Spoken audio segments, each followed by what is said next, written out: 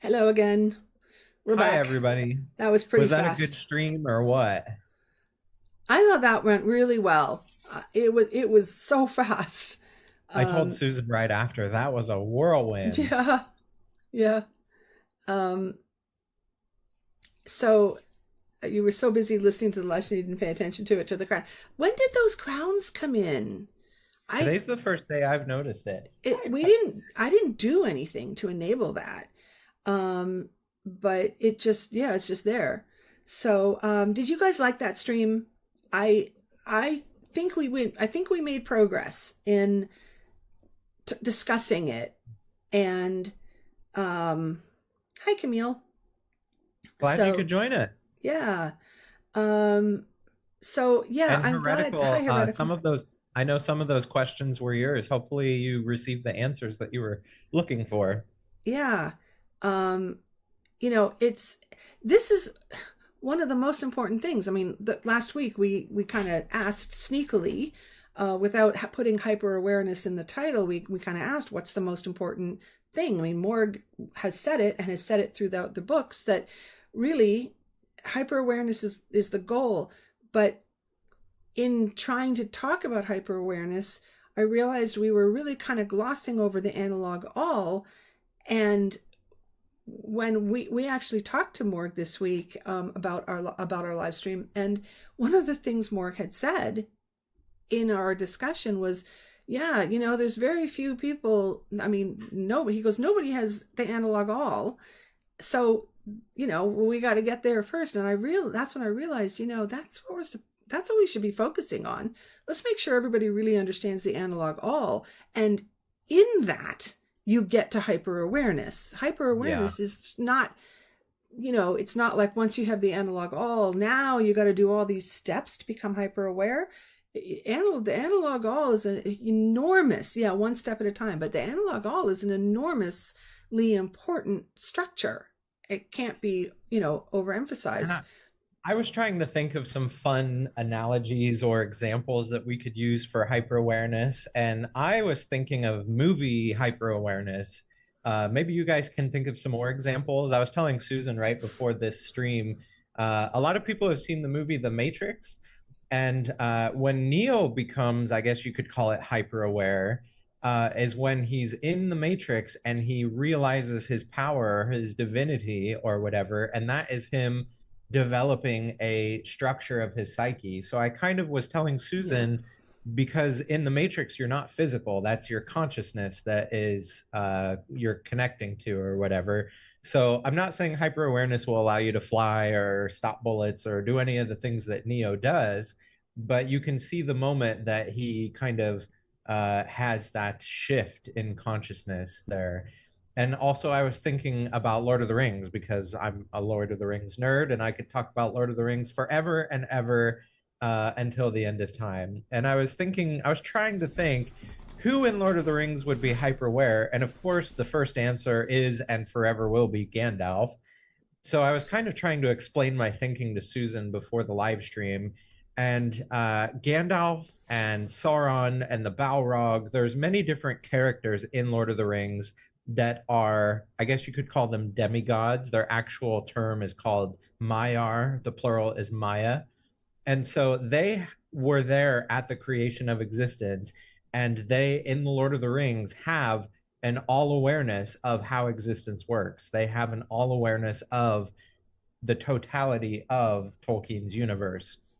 So I was explaining to Susan that when Gandalf is confronted with the Balrog and the Fellowship of the Ring, Gandalf is speaking to the Balrog in kind of a coded language. So he says to the Balrog, I am an agent of the secret fire, wielder of the flame of Arnor, flame of Udun. So when he says that, he's letting the Balrog know, I am an agent of the secret fire, meaning he was there at the beginning of existence, and I am on the same level as you, which is kind of interesting because uh, they're very similar to angelic beings. They're divine beings, even though they look very different. And I was trying to think of good examples that we could, have fun with in the member stream, because sometimes we get in here and we just kind of ho hum and talk about things and talk about current events and stuff, but it's fun. It's fun to bring fiction in and kind of find parallels in that. Um, Yeah, and I love listening to you talk about Lord of the Rings. And I mean, I know a fair share, but nothing like the level that you're on. yeah. And I And know, to be fair, Tolkien did say that Lord of the Rings was kind of parallel with his religion because he was Catholic. He didn't make it overtly religious in terms of the text, but there are certain parallels. But I suppose if you look hard enough, you can find parallels with anything. yeah, yeah. But what I loved, and I told you this earlier, what I loved about Tolkien is the way he puts things like that in there, that I like the phrases that we all hear, you know, Gandalf say when on that bridge when he confronts the Balrog. The Bridge of But Khazad-dûm. right, but he says that with, and it's never, that is never explained why he said that.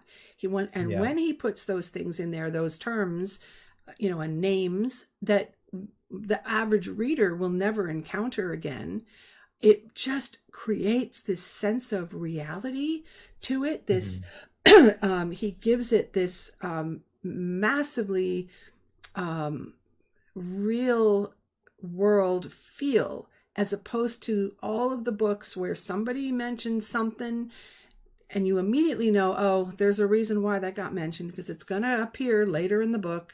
We're going to need Yeah. to know about this secret fire thing. No, he never talks about it. And I always loved that about Tolkien. And we talked about it. We did a stream called the or Tolkien's Creation Yeah, I Story. love that. So it's been a long time, but basically what we did the stream on was something called the Ainulindale, Hmm. or the music of the Ainur, which is the creation of the universe in Tolkien's world. How did I you saw pronounce it Elise. again? I thought it was the Ainu Lindale. Is That's what that, I said. that's what you said? Oh, okay. I think that's what I said. Okay. Elise says, "Ooh, definitely. Great fiction writers weave so many esoteric gems into their works," which is absolutely true and so cool. And I love talking about Tolkien's works. And I know we mentioned it before that if you guys want, we can try and do more streams where we weave more mythos into what we're talking about. I know I brought it up once before, but there is an Armageddon story in Tolkien's world. So many people say that it's not canon because he wasn't quite sure. He didn't write about it in the actual books like The Lord of the Rings. It's in what's called the Silmarillion and the appendices of The Return of the King, and that is called Dagor Dagorath. And so Right. that is the great battle at the end of the world because, of course, Tolkien was a Catholic, and he had to have an end of the war battle between good and evil. But it's very interesting from an Armageddon and a rebirth standpoint, which are themes that are very popular in the Neogenian. And we thought about maybe doing a stream on that, or at least I thought about it, and I mentioned it a couple times. And Susan I says, would yes, do it. that'd be interesting. But if you guys are interested, we could probably do something along those lines. I can spell it in the chat. It's called the Dagor Dagorath, I think is how it's spelled. While you're putting, Dagor oh, Dagorath. there it is. While you're doing that, I want to go back up because somebody asked, I think it was Zeus, asked about the movie with John Travolta called Phenomenon. Is that the one where he was an angel? Excuse me. Is that the one where he was an angel? Um, Or is that the one where he got like struck by lightning and then he becomes super smart, super intelligent? oh, maybe it's that one. Oh no, that was Michael. Right. Phenomenon. I don't think I saw that one. Yeah, he becomes like a savant basically. I I think he got struck by lightning. Yeah, yeah, okay. I yeah, did not see I that one. it's been a long time ago since I've seen it, but I think he gets struck by lightning and then he becomes a savant and he's super intelligent and well connected with reality and things. Elise, I read, a huge Anne Rice fan. In fact, my copy of um Interview with the Vampire, my paperback copy, I bought because the cover was so cool, and it was way before. I don't know if it's like I don't think it's a first edition, but it's really old, and I love that it was the photographs. It was a photograph with these two actors and a little girl. I mean, two men and a little girl on the cover, and I was so intrigued by that. But that was way before. It was early version of it, and I became obsessed with her work, and I read all of her books up until some of the later some of the later ones. Yeah, Lestat, Louis, and Claudia. I was not a fan of Lestat. So funny, from that first book. I had no Yeah. idea that he was going to be the main vampire, and Mhm. loved him later. And the Mayfair Witches was really, really good. Um, Nanu says, have you ever seen Transcendence with Johnny Depp? I think I mentioned that to you, Susan, okay, what's the plot? as a okay, so he's developing some kind of technology, and he basically uploads his consciousness Oh, to this technology. oh, So it is very interesting. It's been a long time since I've seen it. I had it on DVD. He's in like this, what do you call it? Like kind of a very not abandoned location, a very private location because people are trying to stop him, and he manages to upload his consciousness, and he's communicating with people from the other side. It was an interesting movie. wow. I would say it kind of has its materialist transhumanism vibes to it, Um, but I'd still give it a plus. I love Johnny Depp. yeah, me too. Um, yeah, the first book, Interview with the Vampire, was obviously uh, Louis's perspective. Um, so I don't know if you were talking to me, Heretical, but I mean, I didn't miss Lestat at all. I just wasn't a fan of his. He doesn't come across great. Later, he was developed into, I thought, into a much more interesting. Yeah, he does, Elise, exactly. He grows on you because you get more of his background. You get his story where you don't have that in the first book. Here's an Um, interesting question. Could you imagine what your conscious development would be like no worries for Heretical. if you were a character like Gandalf, who's 4,000 years old, or Lestat, who's hundreds of years old? What do you think your conscious development would be like if you were in the same avatar, just continually developing for a long time? Yeah, it's funny because if you like vampire stories, vampire lore, vampire movies, whatever, Mhm. and some of them are super old. I do start to think, well, like, okay, well, Doctor Who is very much the same way, in fact, because we just finished with my family. We just got up to the newest Doctor, so that was a lot of Doctor Who, and so there's a lot of regenerations, and it's a lot of companions, and you start to feel for him or them, I suppose, um, because you realize that the companions get older, Yeah. and the Doctor, as you find out much later with the Jodie Whittaker, that even the Doctor's a lot older than the Doctor thought they were. So Mhm. that's really a hard thing. Vampires are the same way. Um, you would think you would grow, and your consciousness would, you know, be so much more advanced from just experience. You can't just Yeah. remain static, but that's got to be a really hard thing, right? Definitely, because in the Lord of the Rings universe, there are characters like Galadriel who are older than the sun and the moon themselves. So, for anybody who's not familiar with the first age of Lord of the Rings or Tolkien's universe, Yeah. the sun and the moon were not always there. They were placed there after the two trees of Valinor, Telperion and Laurelin, were destroyed. You're by just showing off Morgoth at in the this first. point. I'm not trying to, That's okay. but basically, what I'm trying to get to is Galadriel is like somewhere in the ballpark of 11,000 years old.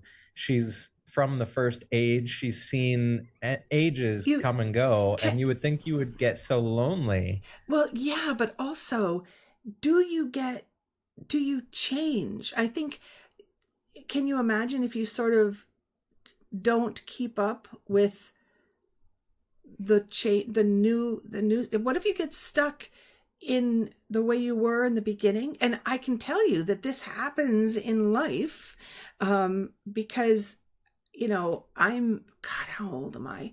I'm gonna be 64.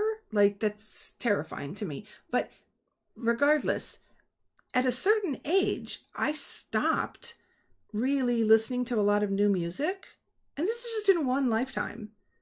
And I remember being younger and I didn't understand how the grown-ups, the older people, weren't interested. They didn't know the new music. Yeah. They knew the old music, their music. And I thought, geez, how could you not know this, what's going on? But then the same thing happens to you when you get older. There's a famous meme. I don't know how famous it is, but I remember this meme. It's the grandpa from The Simpsons, and he's basically saying, "At one time I was it, but then it changed, and now I'm no longer it, and what is it scares me." Yes. Oh my. And the same thing, and he's pointing, and it says, "And it'll happen to you." And it's so true. Thank you. Thank you so much.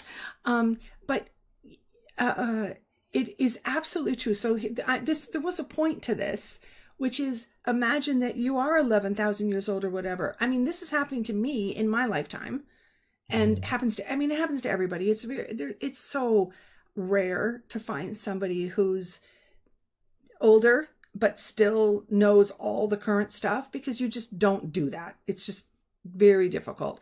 Um, unless it's your job, unless you're in the music industry, for example, then you would know, because it would be your job. But imagine if you are this extremely old being like Galadriel, or like a vampire, like, or Doctor Who. And how would you would kind of get stuck back there. How would you move forward? It would not only be lonely, it would be like, how would you even communicate? How would you even understand I think that's why they're often very separated from So, the uh, current society. I was going to add a little bit more of Tolkien lore. So, if anybody's familiar with the elves of Lord of the Rings, they eventually sail away to Valinor or the Grey Havens. And Tolkien says in his writings that the reason that they do this is because of the immortality of elves. They actually grow tired from the world changing uh, over time, and they can't accept that because they There it can't is.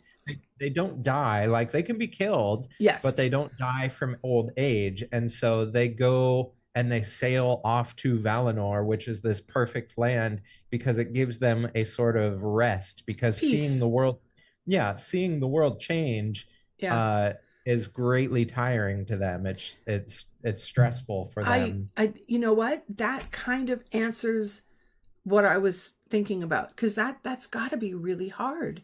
How do Yeah. you? But on the other hand, you know, whenever you read a story with a character who is really old for whatever reason, and they're kind of depressed and at the, just, they're not really, they don't want to function anymore in it. And I can't think Yeah. of an actual example of what I'm talking about, but I know I've encountered this in this sort of theme in TV shows. But it takes some young character that comes into their life, comes in somehow, Mhm. to revitalize them and to get them interested again in carrying on and existing and doing what they do. And I can't Yeah. think of an example, but I know that sort of theme is out there, that idea of, if you don't keep up, you are going to have to sail away or go back to your sleep or whatever it is that you do, because you can't sort of exist in this world. I can't imagine existing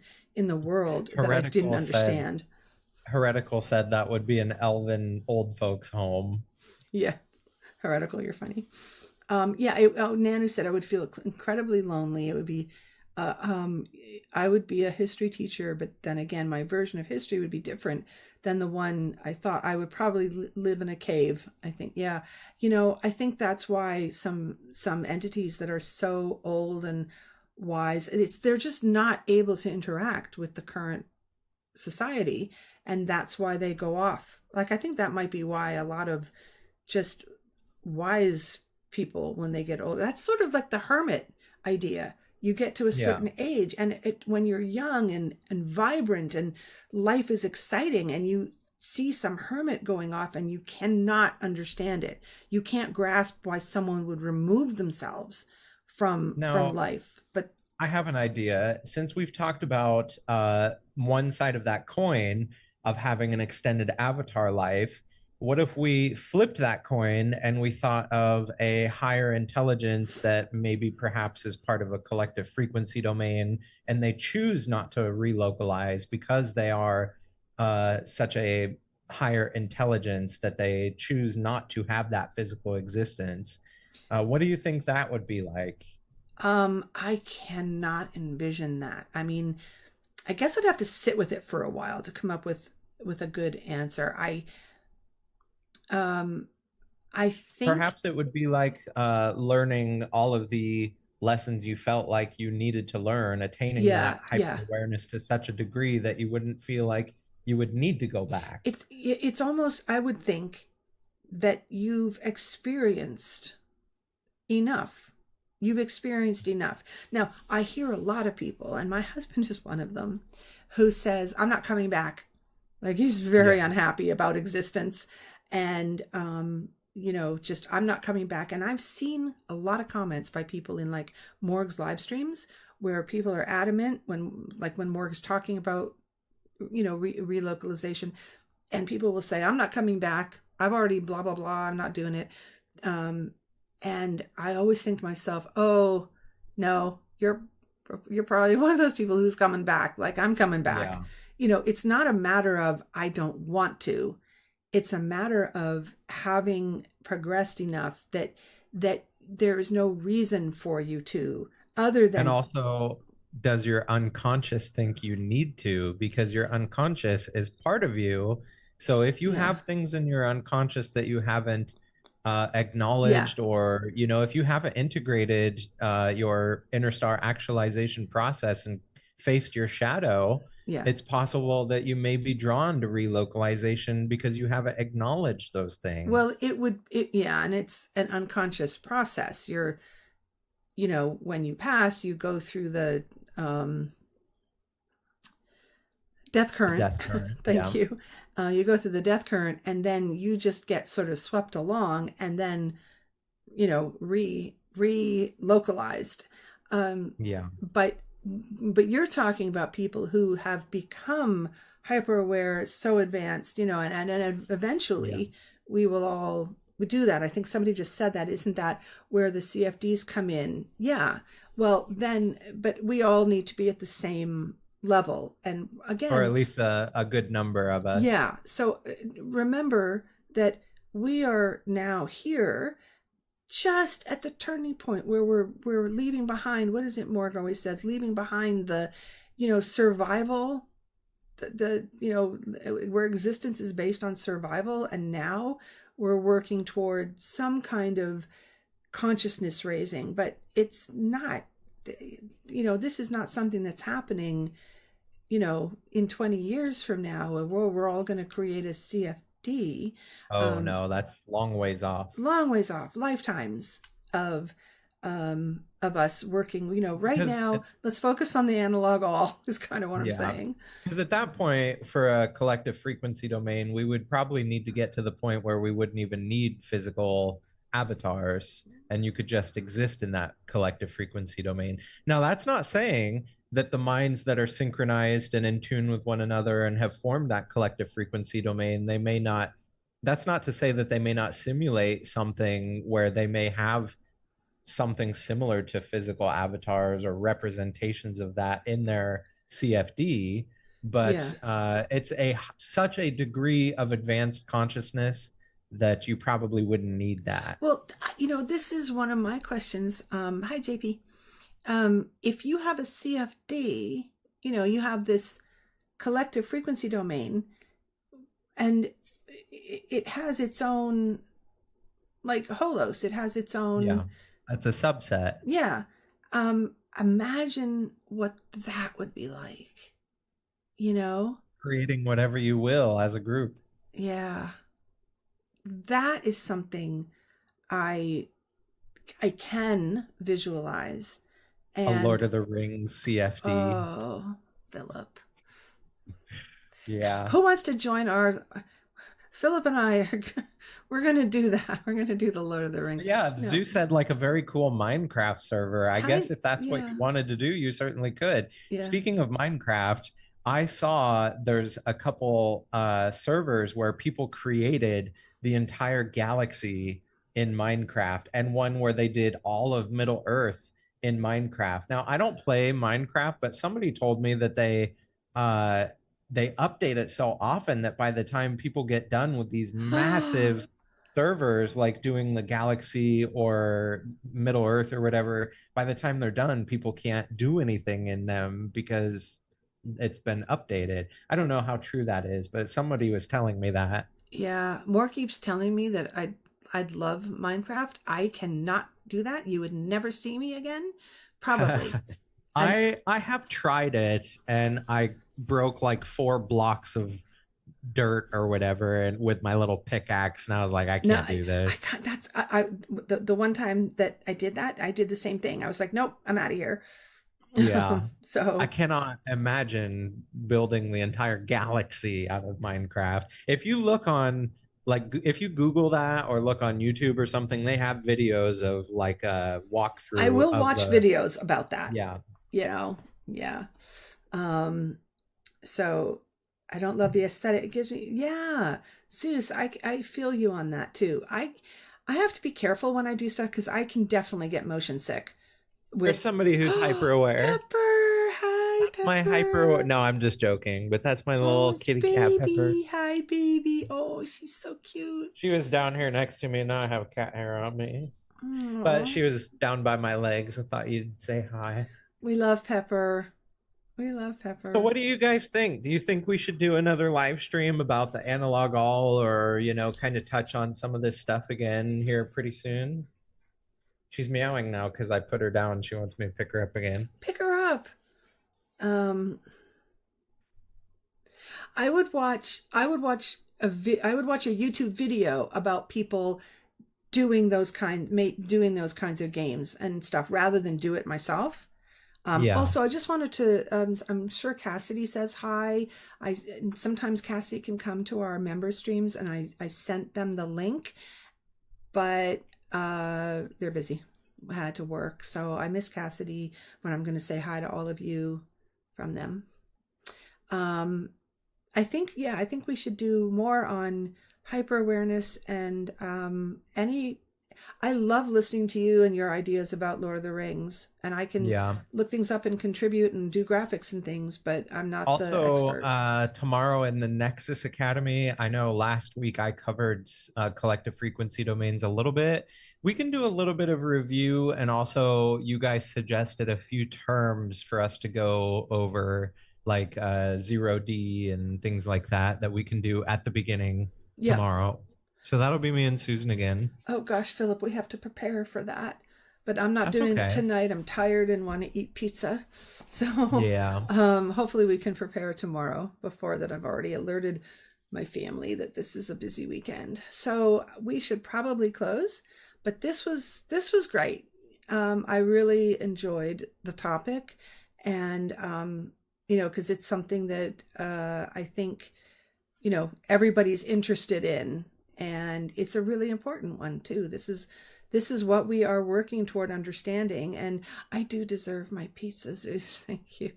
So If there's any left. thank you. What? I said if there's any left. No, it's mine. It's my pizza. Oh, My husband had his own okay. pizza with pepperoni. I don't eat Oh, pepperoni. okay. Your pizza. Yeah, oh, no, it's literally that's my pizza. My Okay. mother had some, but that's okay. Anyway, thank you guys for coming. Thank you to new members, and you guys are the best. Elise, thank And we you will for see you coming and modding. tomorrow. And yeah, and now JP is now you're wide awake and ready to be up for a few hours. But this was it's not veggie. I'm not a vegan. I still eat cheese and I do eat some seafood, but definitely don't eat pepperoni anymore. And no pineapple I on the do pizza. not eat pineapple. Yeah. So we will see you tomorrow. Thank you guys for coming, and you're awesome as always. We're going to sign off and see you tomorrow. Good night, everybody. Bye, everyone.